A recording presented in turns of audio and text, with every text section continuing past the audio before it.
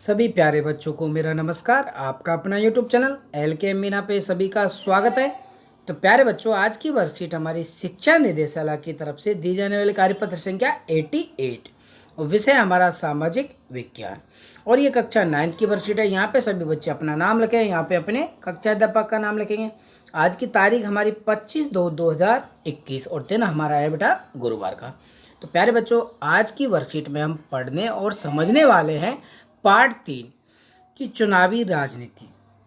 तो इसी की हम पुनरावृत्ति करेंगे, मतलब इसका रिवीजन हम करेंगे। तो हमारी परीक्षा की दृष्टि से इस वर्कशीट के सारे क्वेश्चन बहुत महत्वपूर्ण हैं और आपको ये क्वेश्चन जो 5 नंबर के कुछ 5 तक क्वेश्चन है, क्वेश्चन नंबर 1 से लेकर 5 तक, ये बेटा आपके 1-1 नंबर के आ सकते हैं। और जो अनुच्छेद हमें दिया गया है तो ये बेटा 2 से 3 नंबर का आएगा। और नीचे ये 7, 8, 9, 10 क्वेश्चन दिए हुए हैं, ये बेटा हमारे पेपर में 2 या 3 नंबर के आते हैं। तो आप सबको इनको अच्छे से समझने का प्रयास आपको करना है। ओके, तो शुरू करते हैं आज की वर्कशीट कि हमारे देश में चुनाव साधारणतः कितने वर्षों में होते हैं। तो आपको सभी को पता है कितने वर्षों में होते हैं बेटा, 5 वर्ष में। अब तथा कह रहा है कि सांसद और विधायक में कोई एक अंतर बताओ। और तीसरा क्वेश्चन क्या है, MLA शब्द का विस्तारित रूप क्या है।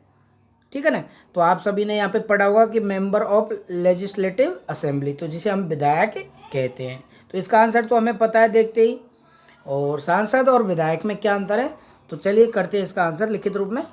तो हमने कर ही लिया कि हमारे देश में चुनाव साधारणतः कितने वर्षों में होते हैं, 5 वर्ष के अंतराल में होते हैं। अब हमारा नेक्स्ट क्वेश्चन था कि सांसद और विधायक में कोई एक अंतर बताइए।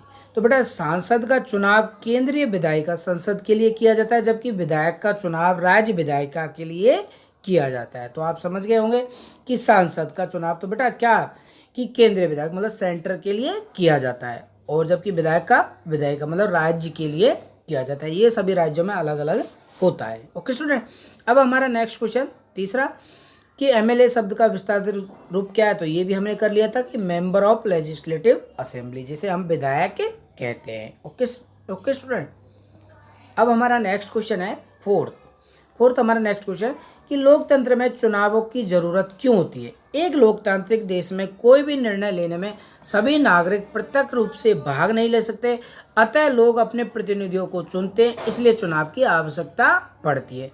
तो चुनाव की आवश्यकता इसलिए पड़ती है कि सभी नागरिक तो प्रत्यक्ष रूप से भाग ले नहीं सकते, तो लोगों को क्या करना है, अपने प्रतिनिधि चुनने पड़ते हैं, तो इसलिए चुनाव की आवश्यकता उनको पड़ती है। ओके स्टूडेंट, अब हमारा नेक्स्ट क्वेश्चन पांचवा कि भारत के हरियाणा राज्य में न्याय युद्ध नामक आंदोलन का नेतृत्व किसने किया था। तो बेटा एक प्रसिद्ध व्यक्ति थे देवीलाल, तो इन्होंने इसका नेतृत्व किया था। अगला हमारा नेक्स्ट क्वेश्चन है कि दिए गए अनुच्छेद को पढ़कर नीचे लिखे गए प्रश्नों के उत्तर लिखें। तो बेटा इसको हमें अच्छे से पढ़ना है। ठीक है, कि चुनावी प्रतिद्वंद्विता का यही अर्थ है कि नियमित चुनावी मुकाबले का राजनीतिक दलों और नेताओं को मिलता है। तो ये प्रतिद्वंद्विता का मतलब है कि नियमित चुनावी मुकाबले का लाभ राजनीतिक दलों और नेताओं को मिलता है।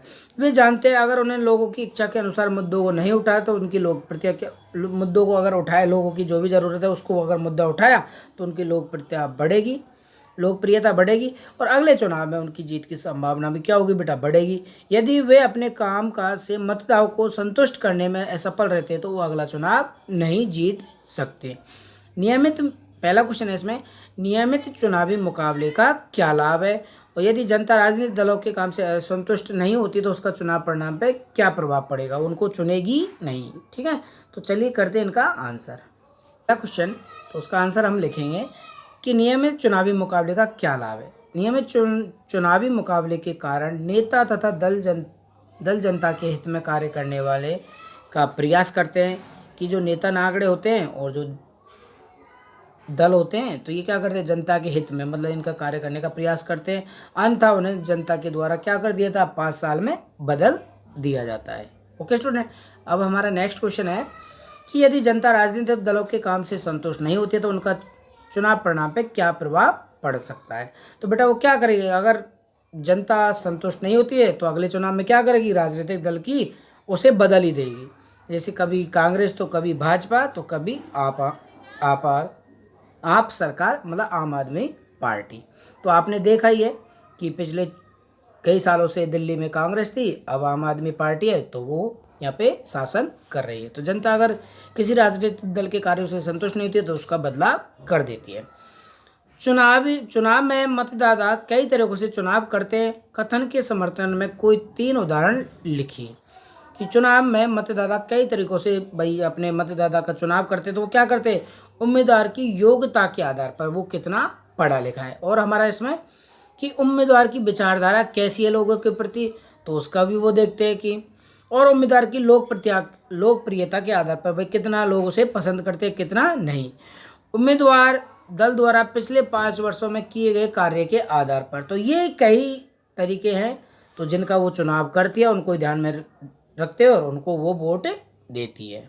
ओके बेटा, अगला हमारा नेक्स्ट क्वेश्चन कि क्या बिना चुनाव के लोकतांत्रिक ढंग से प्रतिनिधियों का चुनाव किया जा सकता है, यदि हाँ हो तो, और यदि नहीं हो तो क्यों। तो बेटा इसमें हम लिखेंगे कि बिना चुनाव के लोकतांत्रिक ढंग से प्रतिनिधियों का चुनाव नहीं किया जा सकता, क्योंकि इसके लिए किसी एक आधार पर सबकी सहमति नहीं होगी। किसी एक आधार पर सबकी सहमति नहीं होगी। आयु अनुभव को अगर आधार बनाया जाए तो सबसे योग का निर्धारण भी नहीं किया जा सकता कि कौन पता है भाई कितनी उम्र का क्या अनुभव है उसे, तो हम उसके आधार पर उसका निर्धारण भी नहीं कर सकते। किसी एक प्रतिनिधि पर आम सहमति बनना भी क्या है बेटा, संभव नहीं है।